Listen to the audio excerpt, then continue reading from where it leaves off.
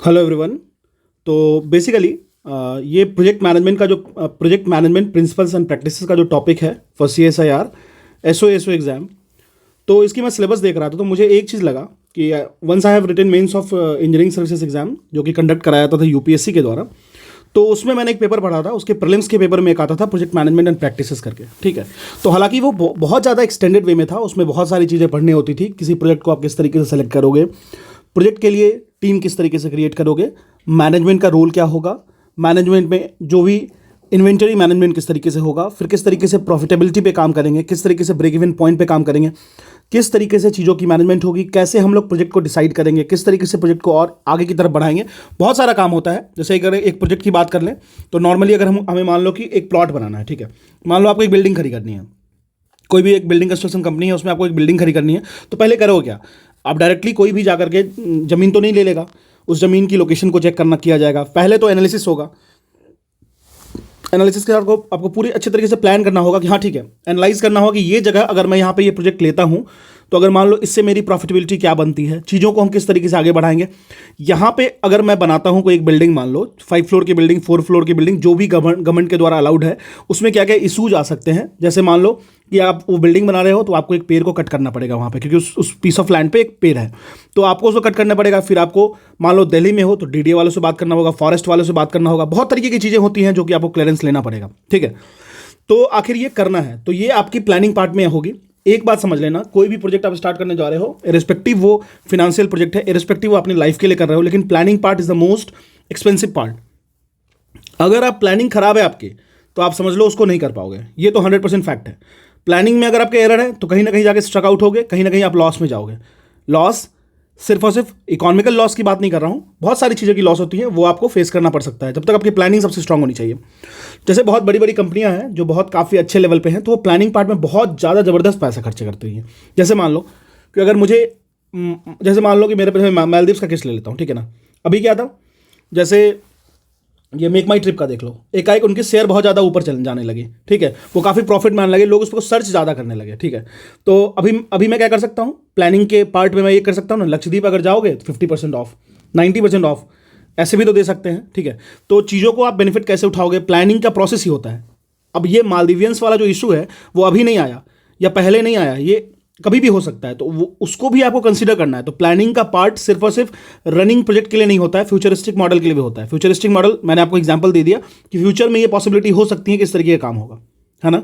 ठीक है, तो बेसिकली मैं इस वीडियो में बात करूंगा किस तरीके से आप मैनेजमेंट प्रिंसिपल प्रैक्टिस को रीड करोगे, कहाँ कहाँ से टोटल करोगे। देखो मैं इसको करा दूंगा अगर आप बोलोगे तो, लेकिन उसमें मुझे मेरा बहुत ज़्यादा एफर्ट लगेगा और मैं कोई चीज़ को भी पेड करने की नहीं सोचा हूँ। तो आप एक काम कर सकते हो, अगर जब तक इसकी 20 के सब्सक्राइबर कर दो मेरी, मैं इसको करा दूंगा फ्री ऑफ कॉस्ट। मैं इसलिए बोल रहा हूँ 20 को, क्योंकि मैं जानता हूँ लोग आते हैं, विजिट करते हैं, पूरी वीडियो देख रहे हैं, मतलब समझ लो 10,000 आवर्स की वीडियो देख लेते हैं, लेकिन उसको सब्सक्राइब नहीं करते, पता नहीं उनका पर्सनल रीजन। लेकिन फिर भी मैं बोलता हूँ अगर मेरी सब्सक्राइबर 20 के हो जा रही है, ठीक है, 20 के हो जा रही है, तो मैं इसको करा दूंगा। अब इसको कराना में क्या दिक्कत है, देखो यार मैंने तो इसको 15-20 बार पढ़ रखा है, क्योंकि मैंने इंजीनियरिंग सर्विसेज एग्जामिनेशन जो कि UPSC कंडक्ट करवाती है उसकी मेंस लिखा हूँ, उसकी प्रीलिम्स क्वालिफाई किया हूँ, तो उसको मैं 15-20 बार पढ़ रखा हूँ। लेकिन ये बातें हैं 2-3 साल पहले की, है ना, तो उसको मुझे रिविजिट करना पड़ेगा। आप बोलोगे हैंड रिटन नोट्स प्रोवाइड करो, तो उसमें भी मैं करने की कोशिश करूँगा, क्योंकि उसमें लिखना पड़ेगा, बहुत ज़्यादा टाइम वेस्ट होगा मेरा, और मुझे भी कुछ कॉस्ट बेनिफिट चाहिए। देखो मैं तो पहले बता दे रहा हूँ, अगर आप 20 के कर दोगे मैं फ्री ऑफ कॉस्ट इसको दे दूंगा, ये तो फ्री ऑफ कॉस्ट दूंगा ही दूंगा। साथ में ही आपको करंट अफेयर वाला जो सेगमेंट है ना, वो भी मैं फ्री तो उसको तो आप सब्सक्राइब करो ना करो, मैं ये वाला सेगमेंट तो करा दूंगा, करंट अफेयर वाला, आई दृष्टि बुक वाली। लेकिन अगर आपको प्रोजेक्ट मैनेजमेंट चाहिए तो मैं फ्री ऑफ कॉस्ट करा दूंगा, लेकिन आपको सब्सक्राइबर को 20 के एटलीस्ट करना पड़ेगा। ठीक है, और ये कोई बहुत बड़ी डिमांड नहीं है यार, बहुत बेसिक चीज़ें हैं। रील्स देखते हो, मिलियन व्यूज़ रहते हैं, ठीक है, 4 वीडियोज़ रील्स के डले मिलियन व्यूज़ चलेगा, लेकिन हम लोगों का वैसा नहीं है। तो अब मुझे भी लगता है कुछ इस तरीके का अप्रोच लेना पड़ेगा। देखो जो बुक्स जो मैंने रेफर किया था वो आपको PM जोसेफ हैगनी का एक बुक आता है, साथ साथ में K नागराजन का एक बुक आता था, फिर हैरिसन एंड फिर एक प्रसन्न चंद्रा जी है उनका बुक आता था प्रोजेक्ट मैनेजमेंट एंड प्रिंसिपल के लिए। लेकिन मैंने जब इसके सिलेबस को देखा तो मुझे दिखा कि इतना बेसिक सिलेबस है ना कि कुछ है ही नहीं इसमें।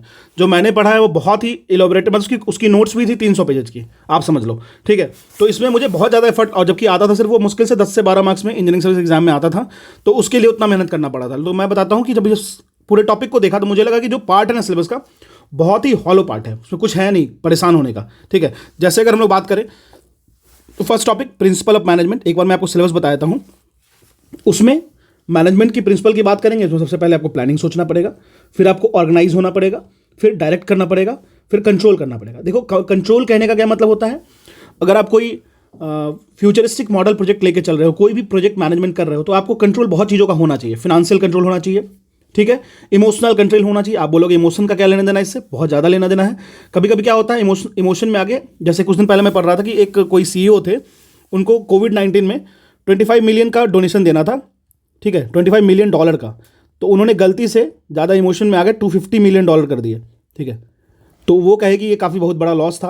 अब PM केयर फंड में किए थे या फिर किसी एक फंड में किए थे, तो वो रिटर्न मांगना उनको अच्छा नहीं लगा, तो ये वो बता रहे थे। तो आप खुद सोचो, इस तरीके का आपको इमोशन पे कंट्रोल तो होना ही चाहिए। प्रोजेक्ट कर रहे हो, आपको पता होना चाहिए अगर मैं यहाँ बिल्डिंग बनाता हूँ या बनाती हूँ तो यहाँ पे ये लॉस हो सकता है। आगे जाके हो सके, अगर आप मान लो हर फ्लोर को बेचते हो 2 CR में, तो हो सकता है वो 1.5 CR में भी कभी बेचना पड़ जाए, क्योंकि टाइम भी एक मैटर करता है। तो बहुत सारी चीज़ें का कंट्रोल होता है, इन्वेंट्री कंट्रोल होता है, मैनेजमेंट कंट्रोल होता है, लेबर कंट्रोल होता है, वर्कर्स कंट्रोल होता है, हर तरीके का चीज़ आपको फोकस करना पड़ेगा। तो ये चीज़ें आपको रखनी पड़ेगी। फिर मैं बहुत डिटेल में बता दूंगा आपको, अभी बस आप ऊपर ऊपर जान लो सिलेबस क्या है। फिर जॉब की एनालिसिस करनी पड़ेगी, ठीक है।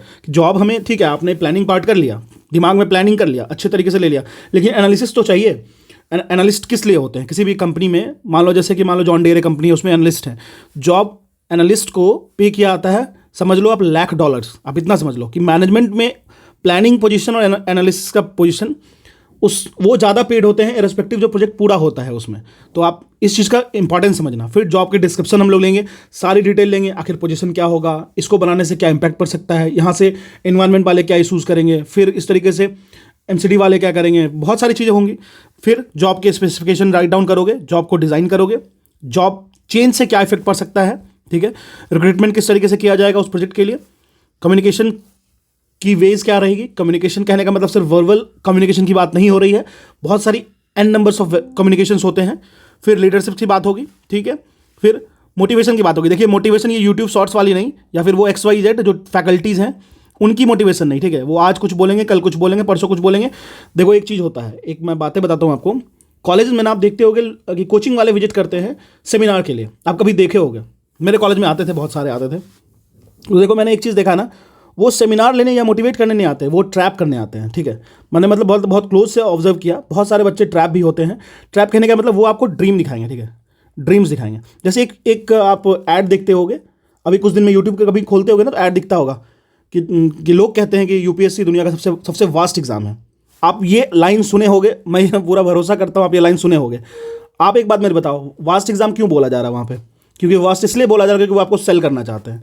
आप समझो इस बात को। Maybe I can be wrong, maybe मैं इमेच्योर हूँगा, लेकिन मैं आपको ये बताना चाह रहा हूँ कि ये चीज़ें बोली जाती हैं ताकि आपके ब्रेन में एक फियर ऑफ ऑरा क्रिएट हो। फियर ऑफ ऑरा क्या करवाता है? अरे यार सच कह रहे हैं, ये तो बहुत बड़े पर्सनालिटी हैं, ये कह रहे हैं ये बात है, चलो कुछ बाई कर लेते हैं, कुछ कोर्स ले लेते हैं। ये होता है, मैं भी करूँगा, हर लोग करेंगे, जो बेचेंगे वो करेंगे। मैं भी अगर बेचता हूँ आगे जाके तो मैं भी करूँगा, लेकिन इस बात पे आपको पूरा फोकस देना है कि किस तरीके से लोग किस तरीके से मूर्ख बनाते हैं, ठीक है। चलिए फिर ये बात देखो, मदद भी करते हैं, ऐसी बात नहीं है, लेकिन जो फियर क्रिएट करते हैं ना उससे बचना है, ठीक है। मदद करते हैं, बहुत अच्छे अच्छे फैकल्टीज़ हैं जो बहुत इमेंस मदद करते हैं और मतलब ज़बरदस्त के फैकल्टीज़ हैं, उनसे अच्छा कोई नहीं कर सकता, लेकिन फिर भी बचना है। फिर बात करेंगे, उसके बाद नेगोशिएशंस की बात करेंगे, फिनेंशियल मैनेजमेंट की बात करेंगे, वर्किंग एंड नेटवर्किंग की बात करेंगे, प्रोजेक्ट अप्रेजल की बात करेंगे, ये तो काफ़ी ज़्यादा इंपॉर्टेंट हो जाता है। फिर कैरियर एडवांसमेंट किस तरीके से वर्क करता है, प्रोक्योरमेंट की बात करेंगे, स्टोर्स की बात करेंगे। जैसे मान लो आपने प्रोजेक्ट स्टार्ट किया तो उसमें जो चीज़ें लगेंगी, जो भी रॉ मटेरियल्स लगते हैं, उसको आप कहाँ स्टोर करोगे, उसको सेफ्टी कहाँ पे के पर्पज से कहाँ पे रखोगे। फिर इन्वेंटरी मैनेजमेंट किस तरीके से करेंगे, जो प्रोजेक्ट हमारा कंप्लीट हो रहा है धीरे धीरे उसको मैनेजमेंट किस तरीके से करेंगे। फिर इसके लिए फैसिलिटीज़ क्या क्या प्रोवाइड की जाएगी और इंफ्रा किस तरीके से मैनेज की जाएगी, ठीक है। तो ये सारी चीज़ें इतना ही सिलेबस में है, बहुत ज़्यादा नहीं है, ठीक है ना। शुरू में जो मुझे पढ़ना है मैनेजमेंट प्रिंसिपल एंड प्रैक्टिस में, जो मुझे इंजीनियरिंग सर्विस में पढ़ना था ना, उसमें बहुत ज़्यादा चीज़ें थी। तो जो देख के तो मैं घबरा गया था कि चलो यार, मैं सोचा करा दूंगा, लेकिन फिर मुझे लगा कि नहीं, बहुत ज़्यादा हो जाएगा। तो फिर भी मैं अभी भी बोल रहा हूँ, मैं तभी कराऊंगा जब यहाँ पे एटलीस्ट मेरे को 20 के सब्सक्राइबर मिलेंगे, तभी कराऊंगा, ठीक है। तो बेसिकली अब बात करते हैं प्रोजेक्ट की। तो प्रोजेक्ट की बात कैसे करेंगे? पहले तो हम लोग समझेंगे कैरेक्टरिस्टिक्स एंड टाइप्स, ठीक है, कि प्रोजेक्ट का तो बहुत वाइडर मीनिंग होता है। एक प्रोजेक्ट जो होता है वो कुछ एक्टिविटीज़ होते हैं, उसको परफॉर्म करना ही प्रोजेक्ट हो गया, ठीक है। जैसे एक आपने एक घर को कंस्ट्रक्ट किया, फिर और भी बहुत सारे एस्पेक्ट होते हैं प्रोजेक्ट के। जैसे एक नॉन रूटीन नेचर का भी प्रोजेक्ट होता है, कुछ रूटीन नेचर का प्रोजेक्ट होता है जो आपको डेली करना है आने जाने में। तो ये बेसिक हो गया। चीज़ों को समझना है आपको, हमें किस तरीके से समझना है। देखिए हम लोग पढ़ेंगे क्या क्या, पहले तो हम लोग जानेंगे प्रोजेक्ट वर्सेस प्रोसेस क्या होता है। प्रोजेक्ट P वर्सेस P पढ़ते हैं, जिसको हम लोग प्रोजेक्ट वर्सेस प्रोसेस कहते हैं, ठीक है। फिर सबसे इंपॉर्टेंट चीज़ क्या आएगा ना, जब मैं इसको स्टार्ट करूंगा तो उसमें हम लोग पढ़ेंगे प्रोजेक्ट की कैरेक्टरिस्टिक क्या होती है। प्रोजेक्ट की कैरेक्टरिस्टिक क्या होती है, प्रोजेक्ट की कैरेक्टरिस्टिक की जब बात करेंगे तो उसमें क्या क्या आएगा, उसमें आपको आएगा ऑब्जेक्टिव्स, लाइफ साइकिल, फिर definite time limit, uniqueness, team work, complexity of that project, फिर कुछ कुछ और चीज़ें जैसे रिस्क एंड अनसर्टेनिटी, फिर कस्टमर स्पेसिफिक नेचर, फिर चेंज, फिर रिस्पॉन्स टू इन्वायरमेंट, फॉरकास्टिंग, फिर रैशनल चॉइस, फिर प्रिंसिपल ऑफ सक्सेशन, फिर आपको कंट्रोल मैकेनिज्म, फिर मल्टी डिसिप्लिनरी एस्पेक्ट से भी हमको सोचना पड़ेगा, कॉन्फ्लिक्ट्स भी देखना पड़ेगा और प्रोजेक्ट मैनेजर को अच्छे तरीके से समझना पड़ेगा। फिर इसमें क्या होता है, कुछ एट्रीब्यूट्स होता है गुड प्रोजेक्ट मैनेजर का, ये भी चीज़ हमें देखना है। देखो जो सिलेबस में होगा मैं उसी पे लिमिट रखूंगा, और बहुत ज़्यादा देखो ऐसे मत घबराओ कि ये चीज़ मैनेजमेंट, मैं भी देख रहा हूँ ऑप्शनल वाले लोग जिनका मैनेजमेंट ऑप्शनल है वो अपनी पूरी वीडियो डाल देना 6 घंटे वाली, मत करो, उतना नहीं होने वाला, टाइम नहीं है आपके पास। तो अगर आपको एट्रीब्यूट्स की बात करेंगे गुड प्रोजेक्ट मैनेजर की, तो कॉन्फिडेंस होना चाहिए, लीडरशिप क्वालिटीज़ होनी चाहिए, गुड कम्युनिकेशन स्किल्स होना चाहिए, अडेप्टेबिलिटी होना चाहिए कि हाँ इंप्रूव करेंगे। जैसे मान लो आपका कोई एक जूनियर इंजीनियर है, ठीक है, आप हो मैनेजर, वो आके कह रहा है सर मुझे लगता है ना कि यहाँ पे ये चीज़ ऐसे नहीं होनी चाहिए, तो आपको ईगो पे नहीं लेना होगा, आपको एडेप्ट करना होगा, एडेप्टेबिलिटी एक्सेप्ट करना होगा। हाँ ठीक है, सही बोल रहा है, हो सकता है मे बी अगर मैं यहाँ XYZ अगर रिफॉर्म करता हूँ या करती हूँ तो यहाँ पे इससे ये चेंज होगा जो कि पॉजिटिव होगा, जिसको कहते हैं एडेप्टेबिलिटी टू इम्प्रूव। फिर क्विक डिसीजन मेकिंग होना चाहिए। जैसे मान लो आपने ब्रिक्स गिरा लिए 5 लाख ब्रिक्स, ठीक है, ये एक स्टोर के पास गिरा लिए और वो गिरा हुआ रह गया, ठीक है, या सीमेंट की बोरी गिरा लिए 500, रेनी सीजन है आसपास, तो आपको क्विक डिसाइड करना होगा कि इसको कहाँ से कहाँ ले जाना है, या फिर कोई भी प्रोजेक्ट में कितना ज़्यादा कहाँ पे क्या लगाना है, या फिर किस तरीके से मैनेज करना है। इसके लिए आपको जो डिसीजन टाइम होना चाहिए वो बहुत ज़्यादा बफर नहीं करना चाहिए, उसमें मतलब आपके पास समय कम होगा तो रिस्पॉन्स टाइम जितना अच्छा होगा ना उतने अच्छे तरीके से वो प्रोजेक्ट परफॉर्म करेगा। फिर प्लानिंग होगा, ऑर्गेनाइजेशन स्किल्स होगा, पर्सनल मैनेजमेंट स्किल्स होगा, फिर आप किस तरीके से प्रॉब्लम को सॉल्व करेंगे, कॉन्फ्लिक्ट्स को सॉल्व करेंगे। तो बात कर रहे थे हम लोग कि किस तरीके से आप किसी भी प्रॉब्लम को सॉल्व करोगे, किसी भी कॉन्फ्लिक्ट्स को सॉल्व करोगे, ठीक है। मैंने जब भी कहीं काम किया तो मुझे ये चीज़ें बहुत ज़्यादा फेस करने को मिला। जब भी आप ऑन फील्ड जाओगे, ऑफ फील्ड जाओगे, कॉन्फ्लिक्ट्स और प्रॉब्लम्स आपके जॉब का हिस्सा होगा, तो उसको आप किस तरीके से सॉल्व करोगे ये आपके मैनेजरियल स्किल को शो करता है, ठीक है।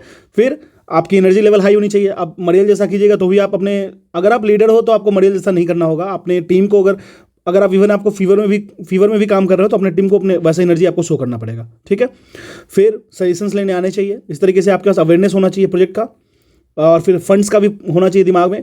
अच्छी मॉरल कैरेक्टर होनी चाहिए। मोरल अगर अच्छी नहीं है तो फिर अच्छा नहीं कर पाओगे। हालांकि लोग कहने वाली बात होती है, लोग नहीं रखते, लेकिन मैंने उनको भी देखा है जो रखे हैं मोरल अच्छा, और वो एकदम चमकते रहते हैं, ठीक है, उनकी पर्सनालिटी चमकती है, ठीक है।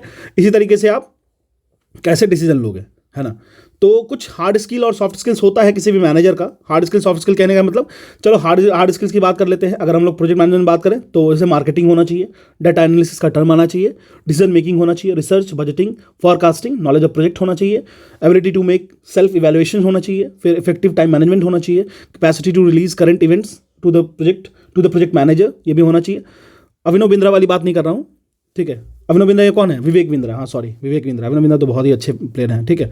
Tolerance for differences in opinion, ये भी होना चाहिए। अगर हम लोग सॉफ्ट स्किल्स की बात कर ले, कम्युनिकेशन अच्छा होना चाहिए। देखिए 2 तरीके का मैनेजर होते हैं, ठीक है। एक होते हैं जिनसे लोग मिलने के लिए डरते हैं, ठीक है, जिनसे कम्युनिकेशन गैप रखते हैं, ठीक है। तो ये एक हायरार्की क्रिएट करते हैं जिनसे एक फियर होता है। तो इसमें ना अच्छी से कम्युनिकेशन नहीं हो पाता है। जब अच्छा कम्युनिकेशन नहीं होगा तो ये इफेक्ट डालेगा किसी भी प्रोजेक्ट पे। एडेप्टेबिलिटी होनी चाहिए, टीम वर्क होना चाहिए, टाइम मैनेजमेंट होना चाहिए, इमोशनल इंटेलिजेंस होना चाहिए, ठीक है। ये चीज़ें तो बेसिक हो गई। ये आपको पता होना चाहिए कि किस तरीके से ये चीज़ें काम करती हैं, क्योंकि इस तरीके से ही कोई भी प्रोजेक्ट आपको करेगा, मतलब आगे की तरफ बढ़ेगा। फिर बहुत सारी चीज़ें होंगी जिसमें हम लोग प्रोजेक्ट को आइडेंटिफाई करेंगे, ठीक है। आइडेंटिफिकेशन करने का मतलब वर्दी है कि नहीं है, ठीक है। फिर परफॉर्मेंस, जो एग्जिस्टिंग इंडस्ट्री है उसको रीचेक करेंगे, रीएवैल्यूएट करेंगे। रॉ मटेरियल अवेलेबल है कि नहीं है, ठीक है। ऐसा ना हो कि हम प्रोजेक्ट स्टार्ट कर दिए और हमारे पास रॉ मटेरियल ही नहीं है, फिर तो आपका लॉस ही लॉस हो जाएगा, ठीक है। इस बात का आपको ध्यान रखना है। जैसे मान लो अगर हमको एक फूड प्रोसेसिंग इंडस्ट्री लगानी है तो हम लोग ये कोशिश करेंगे कि वो फूड प्रोसेसिंग इंडस्ट्री ना एग्रीकल्चरल रीजन के आसपास लगा हो, बिल्कुल, ठीक है। फिर आपके पास इंपोर्ट एक्सपोर्ट स्टैटिस्टिक होनी चाहिए, वेरियस सोर्सेज की डाटाज होनी चाहिए, फिर आपको रिसर्च लैबोरेटरीज होनी चाहिए। मतलब अलग अलग प्रोजेक्ट की बात कर रहा हूँ मैं, एक ही जगह कह दे रहा हूँ, ठीक है।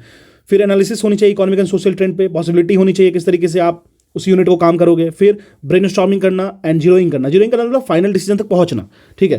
मतलब आपको पहुंचना पड़ेगा। ये नहीं कि 4 लोग मिलकर बैठे हैं, 4 लोग और वो मोटिवेशनल स्पीकर जो जो यूट्यूब वाले हैं उनके जैसे, और वो 4 लोग मिलकर 4 ओपिनियन एक ही पॉइंट पे 4 ओपिनियन दे दिए, तो घूमने वाले क्या हो रहे हैं, जीरोइंग की जगह क्या हो रहा है, वो राउंडिंग हो रहा है, वो घूम ही रहे हैं इधर उधर। ऐसा नहीं होना चाहिए, है ना।